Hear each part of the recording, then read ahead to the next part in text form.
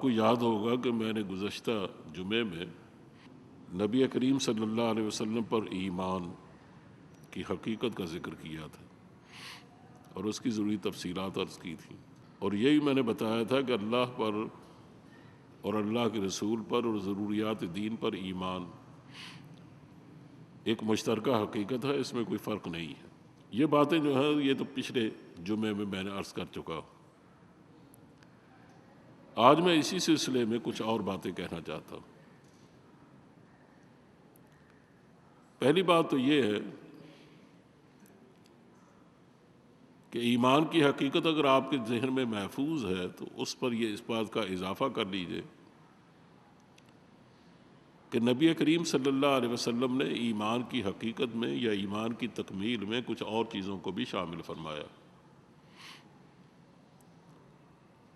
ایک بات تو یہ فرمائی کہ لا یؤمن احدکم حتی اکون احب الیہ من والدہ وولدہ والناس اجمعین۔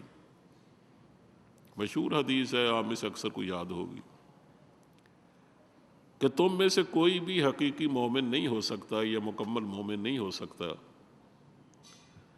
تا وقت کہ میں اسے اس کے والدین سے، اس کی اولاد سے اور تمام ان لوگوں سے جن سے اس کا تعلق ہے ان سب سے میں زیادہ پیارا نہ ہو جاؤں۔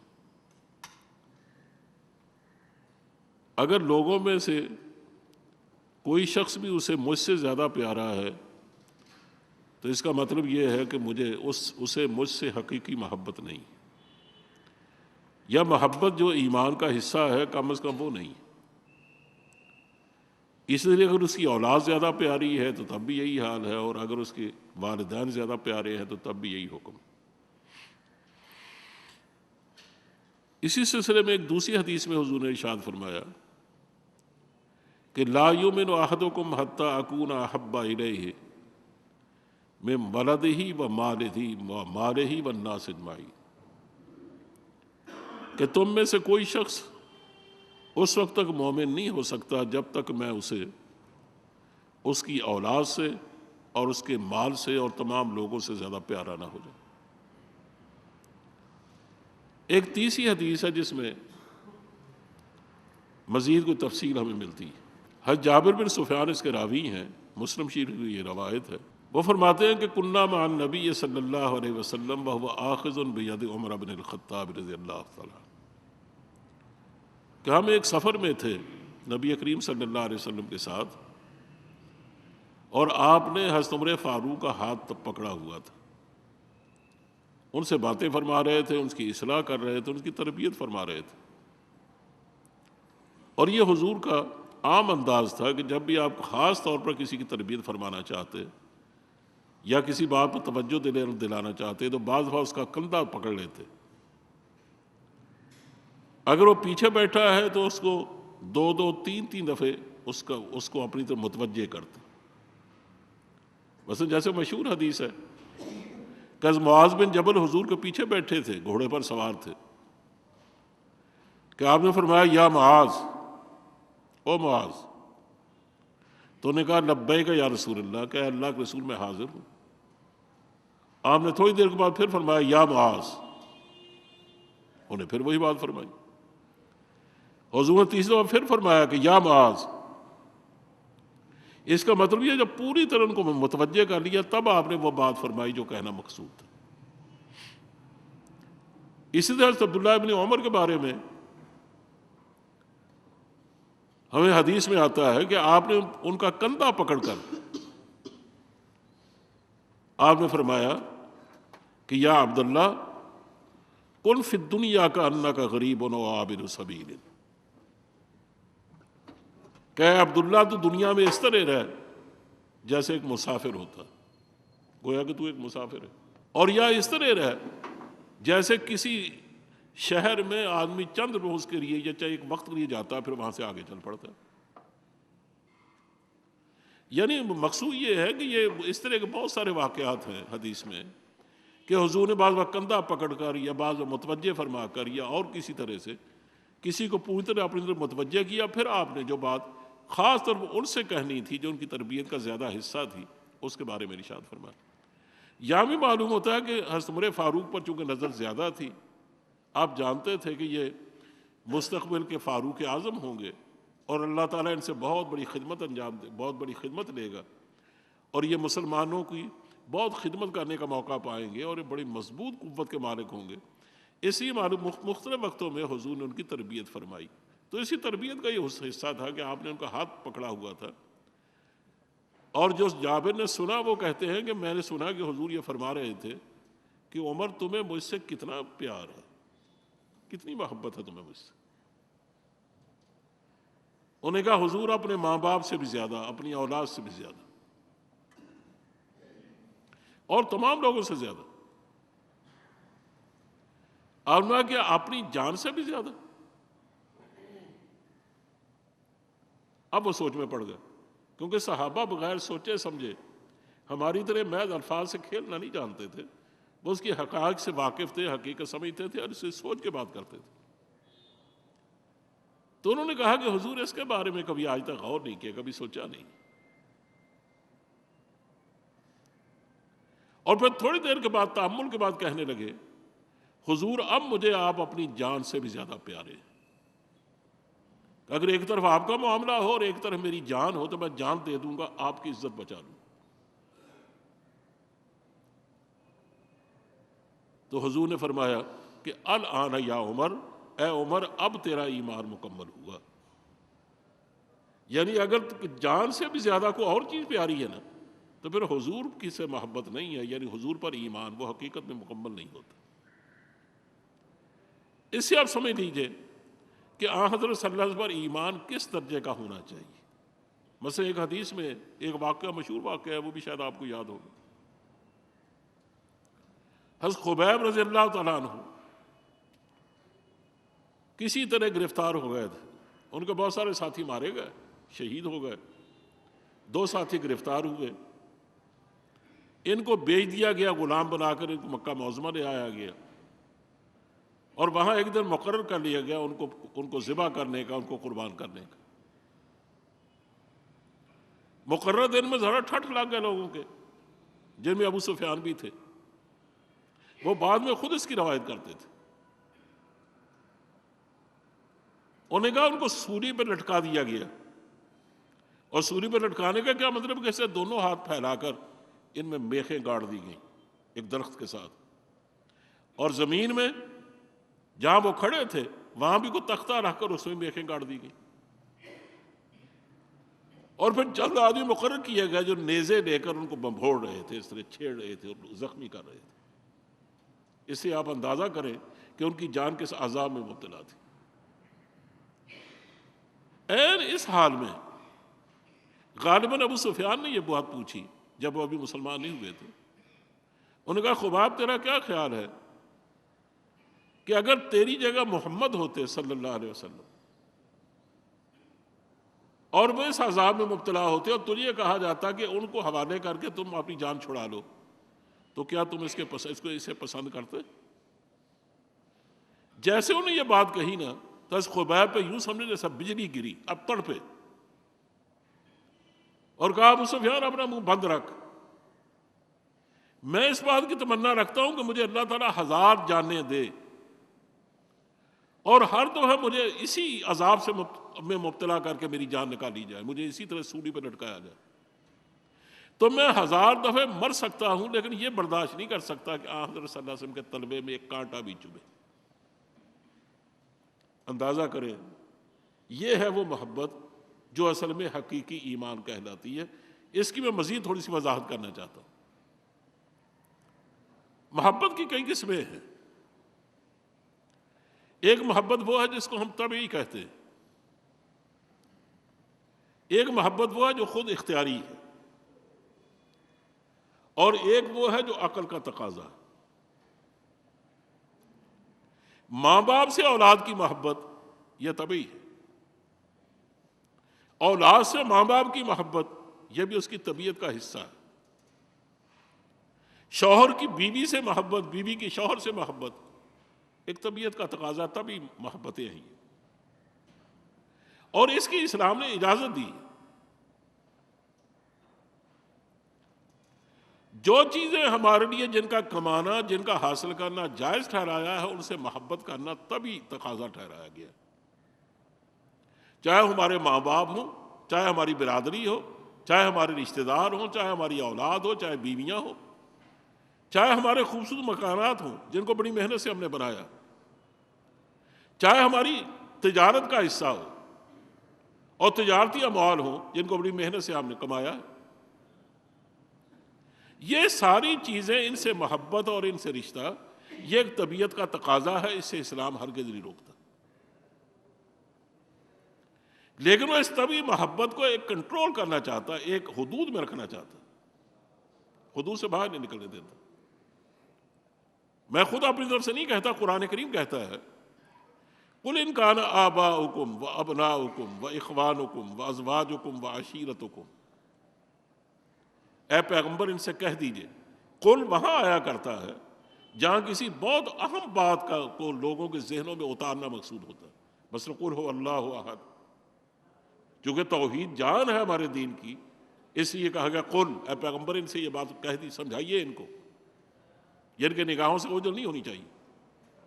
یہ بات بھی معلوم ہوتا ہے بہت اہم ہے، ایسے فرمایا کہ اے پیغمبر ان سے یہ بات فرما دیجئے، سمجھا دیجئے، کھول کے بیان کر دیجئے کہ ان کان آباؤکم و ابناؤکم، اگر تمہارے باپ دادا، اگر تمہارے بیٹے اور تمہارے پوتے، تمہارے نواسے، یہ سارے اس طرح کے رشتے، و اخوانکم، تمہارے بھائی بند، و ازواجکم، تمہاری بیویاں، و عشیرتکم، اور تمہاری برادری، و اموال اقترفتموہا، اور وہ مال جن کو تم نے بڑی محنت سے کمایا ہے،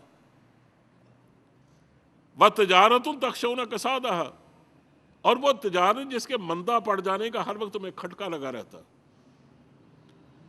کہ اپ ڈاؤن ہوتا رہتا ہے، بھاؤ نیچے اوپر ہوتے رہتے ہیں، تو کہیں ایسا نہ ہو کہ میرا سب کوئی بیٹھ جائے، کہا یہ تجارت بھی،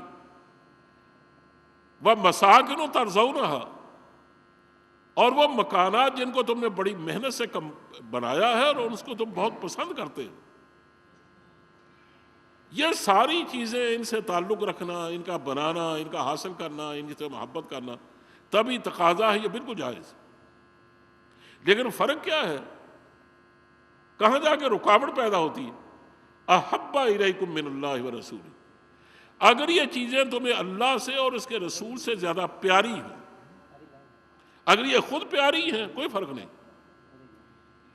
لیکن یہ دیکھیے کہیں کلیش تو نہیں ہو رہا کہ ایک طرف تو حضور کی محبت کا کوئی تقاضے ہیں اور ایک طرف ان چیزوں کی محبت کے تقاضے ہیں۔ اولاد چاہتی ہے کہ میری بہتر تعلیم کے لیے تم رشوت لو، تم غبن کرو، تم کو لمبا ہی ہاتھ مارو، تاجر کے یہ اس بات کا تقاضا، اس کی اولاد، اس کی بیوی، وہ گھر کے حالات کو بہتر کرنے کے لیے چاہتی ہے کہ تم اس طرح کماؤ، حرام حلال کی تمیز اڑا دو۔ اب ظاہر ہے ان چیزوں سے محبت، اب بیوی سے محبت، یا اپنے چاہنے والوں سے محبت، یا اپنی اولاد سے محبت، اب یہ دیکھیں کلیش شروع ہو گیا نبی کریم صلی اللہ علیہ وسلم سے محبت کے تقاضوں میں۔ حضور سے محبت کا تو ادھر میری طرف متوجہ رہے آپ کہ حضور سے محبت کا تقاضا کیا ہے کہ حلت و حرمت اپنے ہاتھ میں مت لیجیے، حلال حرام وہیں سے ہوتا ہے، جائز ناجائز کو مت ہلکا کرو، جو اسلام نے کر دیا اس میں تبدیلی نہیں آئے گی۔ تم حرام ذریعے سے کمائی ہوئی چیز کو اپنی اولاد کے بہتر مستقبل پر مت صرف کرنے کی کوشش کرو، ورنہ کل اللہ کے یہاں پکڑے جاؤ گے۔ قُوُّ أَنفُسَكُمْ وَأَهْلِيكُمْ نَارًا، قرآن کریم نے صاف صاف کہا کہ اپنے آپ کو اور اپنی اولاد کو جہنم کی آگ سے بچاؤ، اور اپنے آپ کو بچانے کا کیا مطلب ہے کہ ان کی آگ تو ظاہر ان کے اعمال سے جلے گی نا، تو تم اس کے لیے بدعمالیاں مت خریدو، ان کے لیے حالات اس طرح کے مت پیدا کرو کہ جس سے وہ بدعمال ہو جائیں یا بدعمل ہو جائیں۔ تم ظاہر ہے ان کو پردیس میں، مغرب کے کسی ملک میں، ایسے حالات میں بہتر مستقبل کے حالات کا اندازہ کر بھیجو گے، لیکن وہاں جا کر وہ شراب نوش ہو جائے، کیونکہ وہاں کے ماحول کا تقاضا ہے، وہاں اگر اس کے یہاں شرم و حیا کے تقاضے بدل جائیں کیونکہ حالات کا تقاضا ہے۔ اس میں صرف وہی شریک نہیں ہے، اس میں آپ بھی شریک ہیں۔ اسی کہا کہ اگر تمہارا یہ تصادم ہو جائے اللہ اور اس کے رسول کے، تقاضوں سے، اس کی محبت کے تقاضوں سے، تو پھر فتربصوا، پھر انتظار کرو، حتیٰ یاتی اللہ بامرہ، حتیٰ کہ اللہ کا عذاب آ جائے۔ اس پر اللہ کا عذاب آتا ہے کہ اگر تم ان بہانوں سے نا اللہ کے احکام کو بدل ڈالو گے، اللہ کے رسول کی سنت کو توڑ دو گے، اس کی محبت کا تقاضا دھرے رہ جائیں گے۔ اور تو اس لیے میں نے کہا کہ جو محبت طبیعی ہے نا ان کی اجازت ہے، لیکن ان کی حدود ہے۔ حدود کیا ہے؟ کہ وہ اللہ اور اللہ کے رسول سے محبت میں اور دین سے محبت میں اور جہاد فی سبیل اللہ میں غالب نہیں آنی چاہیے وہ محبت۔ اگر وہ مغلوب ہے اور یہ چیزیں غالب ہے پھر کوئی حرج کی بات نہیں، لیکن اگر یہ مغلوب وہ غالب تو وہ معاملہ خراب ہو جاتا۔ اسی طرح خود اختیاری محبت ہے، آپ کسی کو اپنا دوست بنا لیتے ہیں،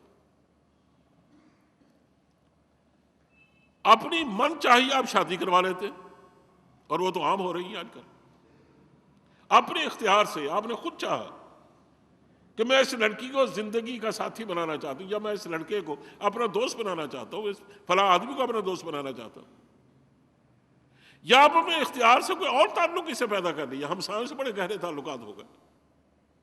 اب یہ تمہاری خود اختیاری محبتیں ہیں، یہ خود اختیاری محبتیں بالکل جائز ہیں، بشرطے کہ جائز طریقے سے قائم کی گئی ہوں، لیکن شرط وہی ہے جو میں پہلے کہہ چکا ہوں کہ ان کو اللہ اور اس کے رسول کی محبت کے تقاضوں پر غالب نہیں آنا چاہیے۔ لیکن جہاں تک اللہ اور اس کے رسول سے محبت کا تقاضا ہے وہ نہ تو طبیعی ہے نہ خود اختیاری ہے۔ اسے کس کا نہیں چاہتا کہ میں اپنی پوری زندگی کا طور و تمہار بدل ڈالوں؟ دیکھنا ایک آدمی کافر ہے، اللہ نہ کرے ہم نے ماشاءاللہ مسلمان ہیں، ایک کافر ہے یا ایک اباحیت پسند ہے، مباح چیزوں کو بھی حلال سمجھتا ہے، یا ایک ملحد ہے، اور یا ایک آدمی اپنے آپ کو برائے نام مومن تو کہتا ہے لیکن حقیقت میں اس کی زندگی ایمان کے کسی درجے میں بھی نہیں۔ میں تو حیران رہ گیا، کچھ عرصہ پہلے کی بات ہے، ایک بڑے اچھے آدمی کے بارے میں جن کے بارے میں میں بڑی اچھی رائے رکھتا تھا، مجھے ایک صاحب کہنے لگے کہ میں ان سے ملنے کے لیے گیا تو جمعے کا وقت ہو گیا، تو میں نے کہا آئیے جمعہ پڑھیں گا، یہ آپ پڑھیں، میں تو جمعہ نہیں پڑھتا۔ میں نے کہا ہے، آپ کیوں نہیں پڑھتے؟ کہنے کہ دیکھیے میرا کوئی مذہب نہیں ہے، میرا مذہب صرف انسانیت ہے۔ اب انسانیت بھی کوئی مذہب ہے؟ اسلام انسانیت ہی پیدا کرتا ہے، اور کیا کرتا ہے یہ؟ یعنی انسانیت ایک نیا مذہب نکال لیا، اور یہ کئی پڑھے لکھے لوگوں سے آپ سنیں گے کہ میرا مذہب صرف انسانیت ہے۔ اسی کا اس مذہب کی پابندیاں میں نہیں قبول کرتا۔ اب اس طرح کا کوئی آدمی ہو، اس نے خود اختیاری اپنے طور پر کچھ چیزیں اختیار کر رکھی، اب ظاہر ہے کہ ان چیزوں کی اجازت نہیں ہے، اسلام ان چیزوں کی اجازت نہیں دیتا، لیکن جہاں تک میں یہ کہہ رہا ہوں کہ اللہ اور رسول سے اللہ اور رسول سے جو ہمارا تعلق ہے، ان سے جو محبت ہے وہ نہ خود اختیاری ہے اور نہ وہ طبیعی ہے۔ اس لیے کہ اگر وہ طبیعی ہوتی تو اس تعلق کے نتیجے میں ہمارے اندر کوئی تبدیلی لانے کی ضرورت نہیں تھی، ورنہ اللہ اور اس کے رسول سے محبت کا نتیجہ یا اس کا تقاضا کیا ہے کہ نہ میری نیند اپنی نیند رہے، نہ میرا جاگنا اپنا جاگنا رہے، نہ میرا سونا اپنا سونا رہے، نہ میرا کھانا اپنا کھانا رہے۔ یعنی کھانے میں پہلے میں حلال حرام کی کوئی پابندی نہیں کرتا تھا، اب حلال حلال ہے، حرام حرام، جائز جائز ہے، ناجائز ناجائز ہے۔ پہلے میں جب چاہتا تھا سو لیتا، جب تک جاگتا تھا۔ اب ظاہر ہے کہ میں اپنی مائی سے سو بھی نہیں سکتا، اپنی مائی سے جاگ بھی نہیں سکتا۔ جب نماز کا وقت آئے گا میری یہ جاگنا ضروری ہے، جب نماز کا وقت نکل جائے میری اجازت ہے، میں چاہوں تو سو لوں۔ پہلے میں اپنی مائی سے جس چیز کا چاہتا کاروبار کرتا تھا، لیکن اب ظاہر ہے کہ حرام چیزوں کا میں کاروبار نہیں کر سکتا، میں شراب نہ خرید سکتا، نہ بیچ سکتا ہوں، نہ میں سودی کاروبار کر سکتا ہوں، نہ سود لے سکتا ہوں، نہ دے سکتا ہوں۔ اس لیے نہ میں سمگلنگ کر سکتا ہوں، نہ میں کروا سکتا ہوں، نہ میں اغوا میں شریک ہو سکتا ہوں، نہ میں تاوان کا حصہ بن سکتا ہوں۔ میں کوئی کام ایسا نہیں کر سکتا جو اللہ اور اس کے رسول نے منع کیا۔ تو دیکھیں نا تبدیلی آ گئی، ایک حیرت انگیز تبدیلی ہے نا۔ تو کون آدمی جو اپنی ایک آزادی کو اللہ کی غلامی میں دے دے گا؟ اس لیے کہ دین تو نام ہی اللہ کی غلامی کا ہے کہ آدمی ہر طرح کی غلامی سے اگر آزاد ہونا چاہتا ہے نا تو اس کے لیے ایک ہی راستہ ہے کہ وہ صرف اس کی غلامی کر لے جس سے بڑا کوئی نہیں. وہ آپ کی اپنی ذات اگر آپ مطلق غلامی نہیں کریں گے نا، میں اس سے پہلے کئی دفعہ اس بات پر گفتگو ہو چکی ہے، کوئی آدمی کسی بادشاہ کی غلامی کرتا ہے، کوئی آدمی کسی بڑے وڈیرے کی غلامی کرتا ہے، کوئی آدمی کسی ذمہ دار کی غلامی کرتا ہے، کوئی آدمی کسی نظام کی غلامی کرتا ہے، لیکن جو آدمی ان میں سے کسی کی نہیں کرتا وہ اپنے نفس کی، ہوائے نفس کی تو کرتا ہے، نفس کی خواہشات کی تو کرتا ہے، پرسٹیج کی تو کرتا ہے نا. ایک موہوم عزتیں جو جن کا ہم نے عجیب و غریب پیمانے بنا رکھے ہیں ان کی تو کرتا ہے. اور یہ ساری چیزوں کی اگر ہم چاہتے ہیں نا کہ غلامیاں چھوٹ جائیں تو پھر ایک ہی غلامی ہے جو ان ساری چیزوں سے آزادی ہمیں دلا سکتی ہے. وہ اقبال نے جس کو کہا تھا کہ یہ ایک سجدہ جسے تو گراں سمجھتا ہے، ہزار سجدے سے دیتا ہے آدمی کو نجات. اور نعیم صدیقی صاحب کے شعر میں پڑھا کرتا ہوں، انہوں نے کہا کہ یہ کہہ کے ٹوٹ گئی میرے پاؤں کی زنجیر، جو غلام اس کا ہے وہ کسی کا غلام نہیں. اگر نفس کی آزادی سے جان چھڑانی ہے تو اللہ کی غلامی میں اپنے آپ کو دے دو، جو وہ چاہتا وہ کرو، نفس سے جان چھوٹ گئی. ماں باپ کا ادب احترام کریں گے لیکن ان کی غلامی نہیں کریں گے، غلامی صرف اللہ کی، ہر ایک کی غلامی سے جان چھوٹ گئی. تو کہنا یہ ہے کہ یہ چونکہ پوری زندگی کو تبدیل کرنے کی ایک کوشش ہے نا، اسے کوئی آدمی اپنے اختیار کے طور پر اور اپنی چاہت کے طور پر یا طبعی طور پر وہ اللہ اور رسول کی سے محبت نہیں کرتا. لیکن اللہ اور رسول سے محبت یہ عقل کا تقاضا ہے. جب آپ یہ کہتے ہیں نا کہ میں اللہ اور اس کے رسول سے اس پر میں ایمان لاتا ہوں، اب یہ ہو ہی نہیں سکتا کہ آپ اس سے محبت نہ کریں. اس لیے کہ اگر آپ کا کوئی عمل بھی اس کی محبت کے تقاضوں سے ٹکرائے گا اور پھر آپ اس کی محبت ایک طرف رکھ دیں گے اور اس عمل کو قبول کر لیں گے تو آپ سے ان کی محبت کہاں رہی؟ یہ تو تماشا ہے. دیکھیے جو صحابہ کی محبتیں تھیں نا وہ عجیب و غریب ہی تھی. ایک صحابی گھر سے نکلے اور تیز تیز چلتے ہوئے مسجد نبوی میں اور رو رہے تھے بار بار اور چیخ رہے تھے کہ ہیں میں تو منافق ہو گیا، قد نافق حنظلہ، قد نافق حنظلہ تو منافق ہو گیا. حضور تسلی دی کہ بات کیا ہے؟ انہوں نے کہا حضور جب تک میں یہاں رہتا ہوں دل کی کلی کھلی رہتی، خوشی محسوس کرتا ہوں اور یوں لگتا ہے کہ میں اپنی آنکھوں سے آخرت کو دیکھ رہا ہوں. دنیا میں نگاہوں میں ہیج ہو جاتی ہے اور میرا دل ہے کہ باغ و بہار ہوتا ہے، لیکن جیسے میں گھر میں جاتا ہوں، حالانکہ گھر میں خوشیوں کے سارے سامان ہیں، اچھا کھانا، اچھا پینا، اولاد محبت کرنے والی، بیوی محبت کرنے والی، ان سب کی موجودگی میں آزردہ ہو جاتا ہوں، دل اچاٹ ہو جاتا. اور جب تک آپ کو دیکھ نہیں دیتا تو دل کو چین نہیں آتا. ابو جہل اسلام قبول نہیں کرتا، ابو لہب نہیں کرتا، عتبہ و شیبہ نہیں کرتا، اور قریش میں بڑے بڑے لوگ نہیں کرتے، تو جہنم کا ایندھن ہے یہ لوگ. لیکن جن لوگوں نے اسلام قبول کیا، چاہے وہ حبش سے آئے ہوئے بلال ہو، چاہے وہ بصرہ سے آئے ہوئے حسن ہو، چاہے وہ روم سے آئے ہوئے صہیب ہو، اور چاہے وہ ایران سے آئے ہوئے زید بن حارثہ ہو، یہ دیکھیے سارے لوگ باوجود اس کے کہ حضور سے کوئی تعلق نہیں رکھتے، لیکن آپ ان سے بڑا تعلق ہے کسی کا کہ حضور معراج پر گئے ہیں تو معراج کے سفر میں آپ نے تنہائی محسوس کی تو کسی کے قدموں کی آواز سنائی گئی تو کہا حضور یہ تو پوچھا کہ پروردگار یہ میرے آگے کون ہے؟ کہا تمہارے آگے تمہارا غلام تمہارا راستہ صاف کرنے کے لیے جا رہا ہے. یعنی حضرت بلال کے قدموں کی آواز سنائی گئی. اندازہ کریں عرش سے بھی آگے جس کے قدموں کی آواز سنائی دے رہی ہے وہ حبش کا رہنے والا ٹکوں میں بکنے والا ایک غلام ہے، لیکن اس کا اثاثہ کیا ہے؟ نبی کریم صلی اللہ علیہ وسلم کی ایسی محبت جس پر کوئی محبت غالب نہیں آنے پائی.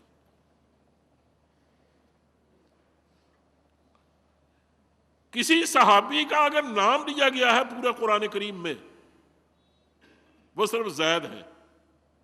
نہ ابو بکر کا نام آیا، نہ عمر کا، نہ عثمان کا، نہ علی رضی اللہ تعالیٰ عنہم اجمعین کا. یہ سارے بڑے بڑے لوگ ہیں، لیکن ان میں سے کسی کا نام نہیں آیا. نام آیا تو کس کا؟ حضرت زید کا. اور اس کی وجہ کیا ہے کہ جب ان کے والد نے، ان کے چچا نے ان کو کہا کہ ہم تمہیں لینے کے لیے آئے ہیں، تو حضور نے فرمایا کہ میری طرف سے آزادی ہے، میں انہیں تمہارے حوالے کرنے کو تیار ہوں، لیکن ان سے پوچھ لو. انہوں نے رکھ کر کے پوچھا، انہوں نے کہا میں حضور کا دامن چھوڑ کر نہیں جا سکتا، میں پہچانتا ہوں کہ تم میرے والد ہو، تم میرے چچا ہو. انہوں نے کہا تم آزادی کے مقابلے میں غلامی؟ کہا اس غلامی پر میں 100 آزادیوں کو قربان کرتا ہوں.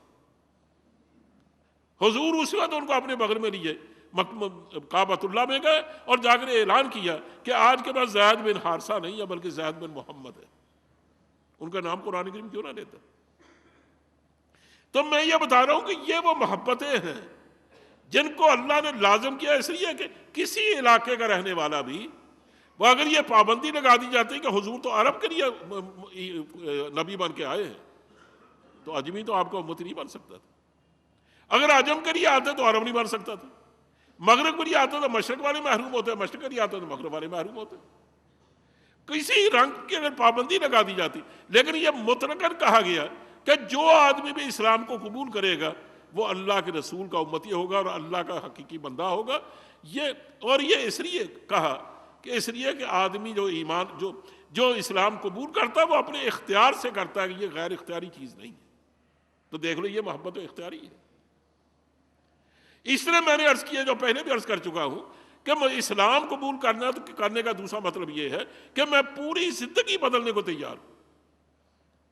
دیکھیں نا، زندگی بدلنا اتنا آسان کام نہیں ہے. حضرت ابراہیم علیہ السلام سے بھی کہا گیا اذ قال لہ ربہ اسلم، جب اس کے رب نے ابراہیم سے کہا اسلام قبول کر لے، اسلام لے آ. قال اسلمت لرب العالمین، انہوں نے کہا میں نے رب العالمین کے لیے اپنا سب کو چھوڑ کے اسلام قبول کر لیا. اب میرا جو کچھ ہے وہ اللہ ہے، جو کچھ اس کے احکام ہے وہ میری زندگی کا حاصل ہے. وہ جو چاہے گا سو کروں گا، جو نہیں چاہے گا اس کو چھوڑ دوں گا. ان سے میرا رشتہ ہوگا جس کا اس کا رشتہ ہے، اور جن سے وہ اجازت نہیں دے گا وہ رشتے سارے کٹ جائیں گے. یہ آسان کام نہیں ہے، اس لیے کہا گیا کہ یہ اختیاری ہے، یہ کام یہ غیر اختیاری نہیں ہے. باقی سارے رشتوں کو اجازت دی گئی، لیکن پابندی یہ لگائی کہ تم ان کو جب تک اس رشتے کے تابع رکھو گے وہ تمہاری محبت عین جائز ہے، لیکن اگر ان کو اس رشتے پر غالب کر دو گے وہ کفر بن جائے گی. اب تیسری بات میں کہنے لگا ہوں، اللہ کرے بس وہ بھی سمجھ میں آئے. وقت تو تھوڑا ہے. یہ معلوم کرنا ہو نا کہ کسی کو واقعی کسی سے محبت ہے یا نہیں. تو ایک تو وہ محبت ہے جو خان صاحب کی ہے، پٹھان کی. ان سے کہا گیا کہ مجھے اتنے پیسے چاہیے. انہوں نے کہا گر جانمی طلبی حاضر است، گر زرمی طلبی سخندری جاست. انہوں نے کہا اگر جان مانگو تو اسے وہ حاضر ہے، لے لو، اور اگر پیسے چاہتے ہو تو اس میں ذرا سوچ کی بات ہے، سوچ کے بتاؤں. یہ نہیں ہے محبت. محبت کا پہلا بھرم جو ٹوٹتا ہے یا باقی رہتا ہے، اس کا پہلا امتحان یہ ہے کہ تم کس کا حکم مانتے ہو، کس کی چاہت قبول کرتے ہو، کس کی رضا پر فریفتہ ہو، کس کا اتباع کرتے ہو. اگر اللہ سے بھی تم محبت کرنے کے دعوے دار ہو نا، اس سے بھی یہی ایک رشتہ، یہی ایک محبت ہے کہ تم اللہ کے رسول کی پیروی کرتے ہو کہ نہیں. اور اگر رسول اللہ سے محبت کرتے ہو تب بھی یہی ایک امتحان ہے. قل ان کنتم تحبون اللہ، اے پیغمبر ان سے کہہ دیجئے اگر تم اللہ سے محبت کرتے ہو فاتبعونی، تو پھر میرا اتباع کرو. یحببکم اللہ، اللہ انعام کے طور پر تمہیں نوازے گا، تم سے محبت کرے گا، لیکن اس کی شرط کیا ہے؟ میرا اتباع. اور اگر مجھ سے محبت کرتے ہو تو تب بھی یہی شرط ہے کہ اگر تم محبت مجھ سے کرو لیکن احکام دوسروں کے مانو، پھر محبت ان سے ہے، اس سے نہیں ہے. ہمارا سب سے بڑا مسئلہ یہ ہے. اب میں ایک مثال دیتا ہوں. بڑی آسان سی مثال ہے، ایک اور جگہ بھی دے چکا ہوں، کہ محمود اور ایاز کا قصہ مشہور ہے ہماری ادبی دنیا میں، وہ ضرب المثل بن گیا محمود اور ایاز، کہ محمود غزنوی بادشاہ ہوتے ہوئے ایاز کا غلام تھا، اس کو بہت چاہتا تھا۔ اقبال نے بھی اس کو استعمال کیا، نہ وہ غزنوی میں تڑپ رہی نہ وہ خم ہے زلف ایاز میں، یعنی ایک ضرب المثل بن گیا ہے فارسی میں بھی اردو میں بھی۔ اب ایسی محبت جب کسی غلام سے، بہت چھوٹے آدمی سے، تو بہت سارے بڑے بڑے لوگ ہوتے ہیں یا اس کے برابر والے، اس سے رقابت پیدا کر لیتے ہیں۔ بادشاہ نے محسوس کیا کہ بہت سارے رقیب پیدا ہو گئے یہاں ایک ایاز کے، اور بہت سارے دشمن ہو گئے اس کے، اس لیے ان کو بتانا چاہیے کہ اصل بات کیا ہے، ایاز تم جیسے جو سمجھتے ہو نا دو ٹانگوں کا ایک جانور، وہ نہیں ہے، اس کی بات کچھ اور ہے۔ انہیں اچانک کیا کیا کہ ایک دن اس اپنے خزانے سے سب سے قیمتی ہیرا منگوایا، سامنے میز پر رکھا، اور وزیر اعظم سے کہا کہ اس کو توڑ دو۔ انہیں سمجھا کہ بادشاہ سلامت میری عقل کا امتحان لینا چاہتے ہیں، کہ اگر میں بیوقوف ہوں گا تو یہ چونکہ سب سے قیمتی چیز ہے ہمارے خزانے کی، تو اس کو توڑ ڈالوں گا، اور عقل مند ہوں گا تو میں اس کو بچا لوں گا۔ انہیں کہا نہیں جناب، میں کوئی بیوقوف آدمی ہوں جو اتنا نقصان کر ڈالوں؟ یہ تو مملکت کی بہت بڑی چیز ہے، تو میں مملکت کو تباہ کر دوں۔ انہیں دوسرے وزیر سے کہا، تیسرے سے، چوتھے سے، تک ایک درباری سے، لیکن سب نے عذر کے طور پر یہی بات کہی۔ اس نے آخر میں ایاز سے کہا کہ اسے توڑ دو۔ اس نے آؤ دیکھا نہ تھا، انہیں پکڑا اور پتھر میں مار کر چور چور کر ڈالا۔ انہوں نے کہا بے وقوف، یہ تم نے کیا حرکت کی؟ میں تمہارا امتحان لے رہا تھا کہ تمہارے کوئی بھیجے میں عقل بھی ہے یا نہیں، تم نے کیا سب سے قیمتی ہیرا توڑ ڈالا؟ انہیں جواب نہیں دیا، صرف اتنا ہی کہا کہ حضور غلطی ہوگی، لیکن کہا نہیں، معلوم ہوتا کوئی بات اور ہے، ٹھیک ٹھیک بتاؤ تم نے توڑا کیوں؟ انہوں نے کہا جان کی امان پاؤں تو عرض کرو۔ انہوں نے کہا ہاں کہو۔ انہوں نے کہا جناب تقابل انہوں نے بھی کیا اور میں نے بھی۔ انہوں نے دیکھا کہ اگر محمود کا حکم ٹوٹتا ہے تو ٹوٹ جائے، لیکن یہ ہیرا نہیں ٹوٹنا چاہیے، اس لیے کہ سب سے قیمتی چیز ہے یہ۔ ان کی نزدیک، ان کی نگاہ میں آپ کا حکم زیادہ قیمتی نہیں ہے، بلکہ زیادہ قیمتی کیا ہے؟ یہ ہیرا۔ میں نے جب دونوں میں تقابل کیا تو میں نے محسوس کیا کہ ہیرے اور بھی آ سکتے ہیں، اللہ آپ کے حکم کو باقی رکھے۔ جب تک آپ کی عظمت باقی ہے، جب تک آپ کی حاکمیت باقی ہے، جب تک آپ کی حکومت باقی ہے، تو اور بھی ہیرے آتے رہیں گے۔ لیکن اگر آپ کا حکم پامال ہو گیا تو یہ ہیروں کو کوئی نہیں، ہیرے ہمیں نہیں بچا سکیں گے، ہیرے تباہ ہو جائیں گے، ہیرے پھر اس کے قبضے میں ہوں گے جس کے قبضے میں جائیں گے۔ انہوں نے کہا اس لیے مجھے چونکہ میری نگاہ میں آپ کا حکم سب سے قیمتی تھا، تو میں نے جو زیادہ قیمتی چیز جو بچا لی، جو کم قیمت چیز تھی وہ توڑ ڈالی۔ مسلمانوں میں آپ سے صرف ہی پوچھتا ہوں، کیا محمود غزنوی کے احکام اور اس کے ہیرے نبی کریم صلی اللہ علیہ وسلم کی ادنا سنت کا مقابلہ کر سکتے ہیں؟ ادنا سے ادنا سنت کا۔ اور برا نہ مانیے گا، آپ صبح سے لے کر شام تک کتنی سنتیں توڑتے ہیں؟ میں بھی توڑتا ہوں، آپ بھی توڑتے ہیں۔ اپنے آئینہ کے سامنے جا کر اپنی شکل دیکھنا، یہ سنت کے مطابق ہے۔ اپنا لباس دیکھنا، کیا حضرت صلی اللہ علیہ وسلم کی سنت اسی کو کہتے ہیں؟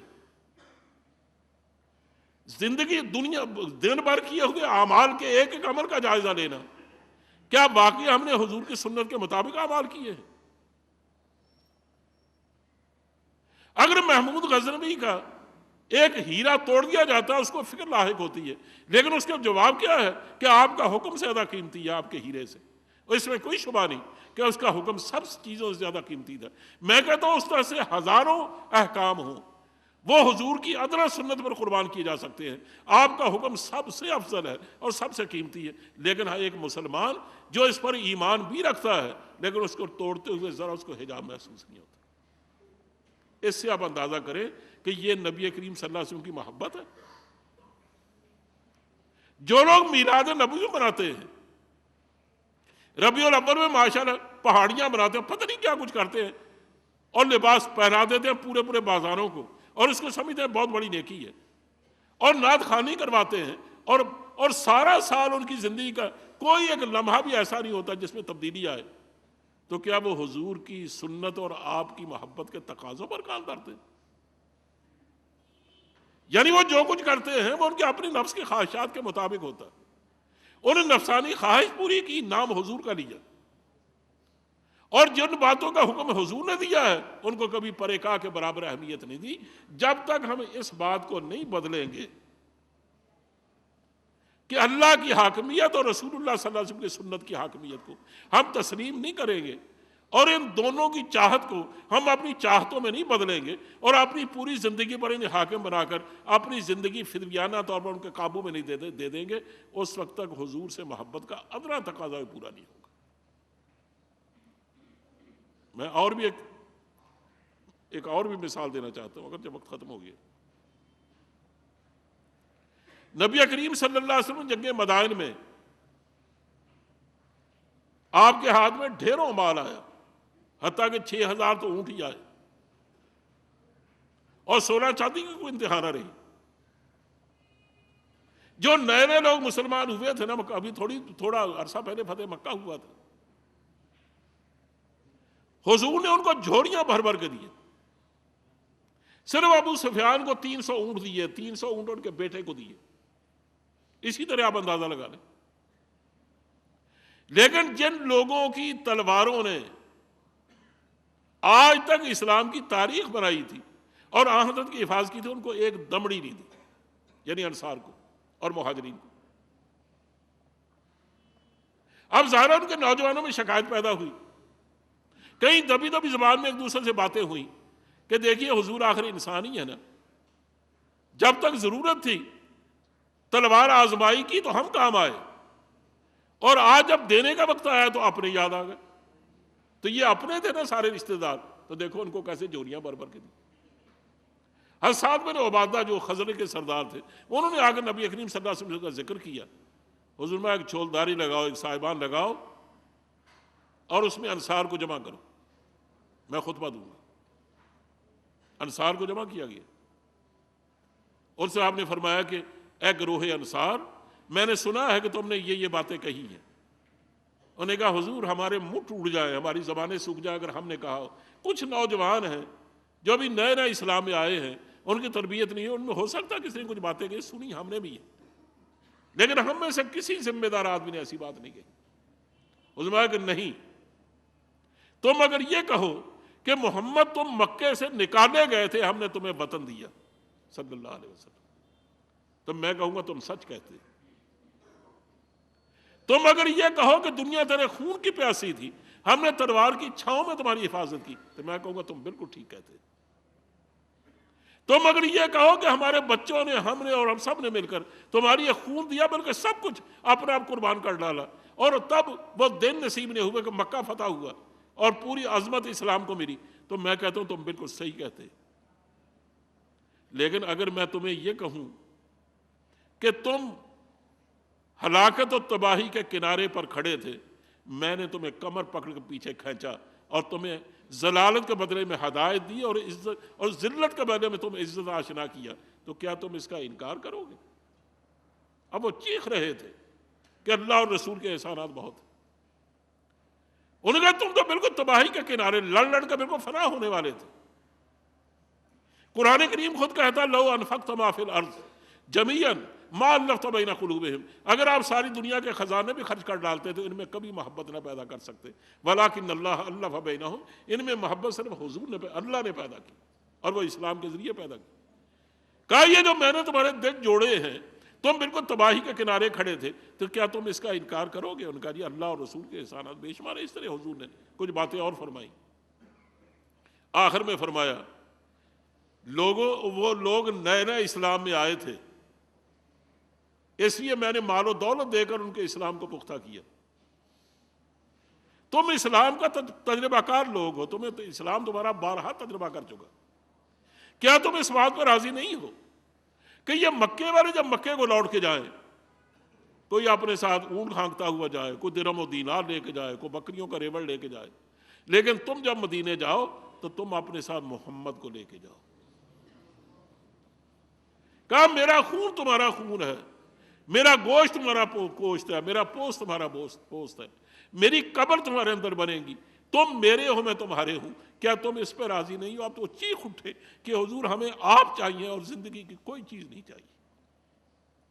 میرے بھائی اس کو کہتے ہیں محبت، کہ صرف ہمارا مطلوب، ہمارا محبوب، ہمارا مقصود اللہ ہو، اللہ کا دین ہو اور اللہ کے محبوب ہو۔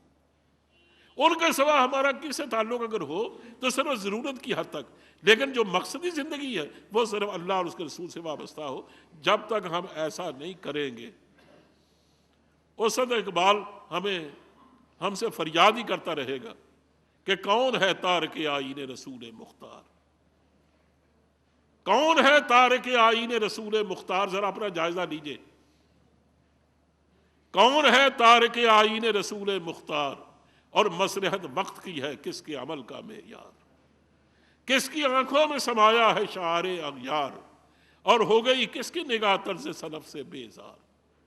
قلب میں سوز نہیں، روح میں احساس نہیں، کچھ بھی پیغام محمد کا تمہیں پاس نہیں۔ وآخر دعوانا الحمدللہ۔